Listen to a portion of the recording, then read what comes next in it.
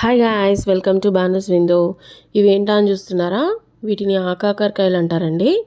కాకరకాయలు అంటే మామూలుగా మనకి చేదుగా ఉంటాయి కదా, ఇవి అస్సలు చేదుగా ఉండవు. కొన్ని ప్లేసెస్లో బోడ కాకరకాయ అంటారు, కొంతమంది ఆకాకరకాయ అంటారు. ఇవి చాలా టేస్టీగా ఉంటాయి. సో ఈ విధంగా మనము పైన కింద తొడిమే తీసేసి కట్ చేసుకోవాలి. దీని లోపల ఇట్లా గింజలు ఉంటాయి. ఈ గింజల్ని కూడా మనం తీసేసుకోవాలి. ఈ విధంగా కట్ చేసుకుంటూ మధ్యలో తగులుతూ ఉంటాయి అన్నమాట. అవి గింజలన్నీ క్లీన్ చేసేసుకోవాలి. మరీ లేత ఉన్న వాటికి గింజలు తక్కువ ఉంటాయండి. ఇవి కొంచెం పెద్ద సైజ్ హైబ్రిడ్గా ఉన్నాయి. సో గింజలన్నీ మనము ఈ విధంగా తీసేసుకుందాం. గింజలతో వండుకుంటే ఏంటంటే అవన్నీ పంటికి తగులుతూ ఉంటాయి. అందుకని మొత్తం ఇట్లా గింజలన్నీ తీసేసి ఇట్లా క్లీన్గా అన్ని గింజలు తీసి పెట్టేసుకోవాలి. సో గింజలు తీసేసిన తర్వాత ఇట్లా సన్నగా కట్ చేసుకొని పెట్టుకోవాలి. సో సన్నగా కట్ చేసి ఏంటంటే మనకి టేస్ట్ కూడా మంచిగా ఉంటుంది అండ్ తొందరగా కూడా ఉడుకుతుంది. ఇది సీజనల్ వెజిటేబుల్. మనకి ఈ సీజన్లో అంటే సమ్మర్ అయిపోయే ముందు ఇలా ఈ సీజన్లోనే దొరుకుతుంది అనమాట. ఈ విధంగా అన్నీ కూడా మనము కట్ చేసుకొని సన్నగా కట్ చేసుకొని పెట్టేసుకోవాలి. ఇది పాతకాలంలో చాలా మంచిగా కుండలో వండుకునేవారండి. చాలా టేస్ట్ ఉంటుంది. సో ఎలా చేయాలో చూసేద్దాం రండి.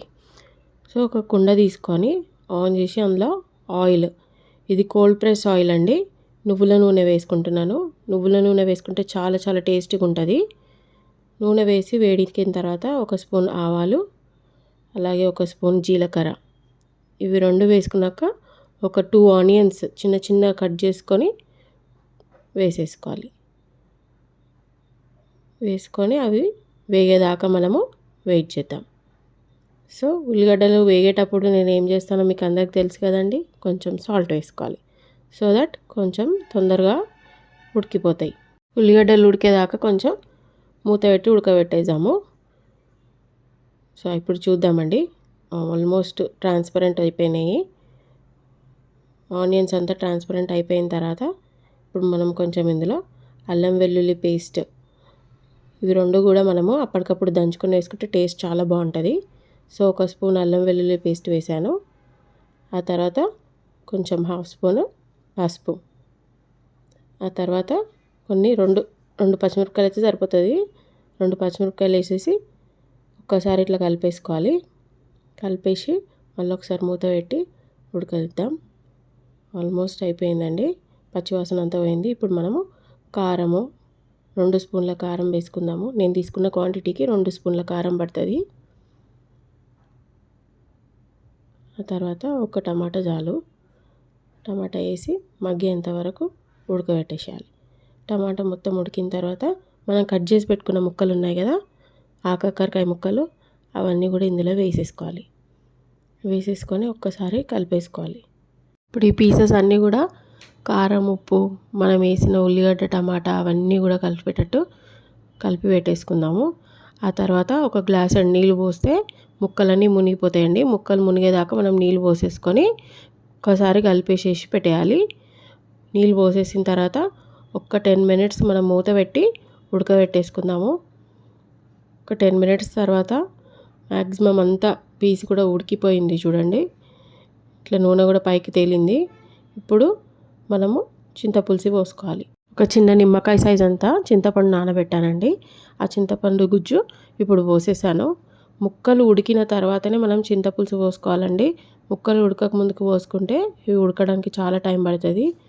చూసారు కదా, ఆల్మోస్ట్ అయిపోయినట్టే. ఇప్పుడు పులుసు పోసుకున్న తర్వాత ఒక 2 మినిట్స్ మనం బాయిల్ చేసుకుందామండి. ఒకసారి పులుసులో కూడా ముక్కలు ఉడికిపోయినాయి అనుకో, ఇంకా మొత్తం ఆ పులుసు కూడా ముక్కలకు బట్టి చాలా టేస్ట్గా ఉంటుంది. ఇప్పుడు అసలైన ఇంగ్రీడియంట్ అండి ఇది, నువ్వుల పొడి. నువ్వులు వేయించి మిక్సీకి పట్టాను. కొంచెం ధనియాల పొడి వేసుకుందాము, ఒక హాఫ్ స్పూను.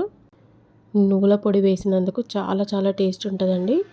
ఈ డిష్కి ఇదే మెయిన్ సీక్రెట్ ఇంగ్రీడియంట్. అప్పట్లో అమ్మమ్మలు తాతమ్మలు చేసే వంటకం ఇది. చాలా చాలా టేస్ట్ ఉంటుంది. ఇంకా మనం ఏం వేయనవసరం లేదు ఇందులో. ఈ నువ్వుల పొడితోటే గ్రేవీ అంతా కూడా చిక్కబడుతుందండి. కుండలో చేసాం కదా, ఇంకా చాలా చాలా టేస్ట్ కూడా ఉంటుంది. లాస్ట్కి కొంచెం కరివేపాకు వేసేసుకొని మనము స్టవ్ ఆపేద్దామండి. ఒకసారి కలిపేసుకొని దించేసుకోవాలి. ఈ కర్రీ అన్నంలోకి కానీ, చపాతీలోకి కానీ, దోసలోకి కానీ, ఇడ్లీస్లోకి కానీ దేనికైనా బాగుంటుందండి. ఒక్కసారి మీరు కూడా ట్రై చేయండి. అంతే అండి, రెడీ అయిపోయినట్టే మనకి కాకరకాయ. సో వేడి వేడి అన్నంలో మనం ఈ కాకరకాయ కూర వేసుకొని ఎలా ఉందో టేస్ట్ చెప్తాను. మీరు కూడా కంపల్సరీ ట్రై చేయండి. చాలా టేస్టీగా ఉంటుంది. కూర కూడా మంచి దగ్గర పడింది. అండ్ ముక్క కూడా చూసారు కదా, ఇట్లా అంటే స్మాష్ అయిపోతుంది. చాలా మంచిగా ఉడికింది. Please subscribe Banu's window. Thank you for watching.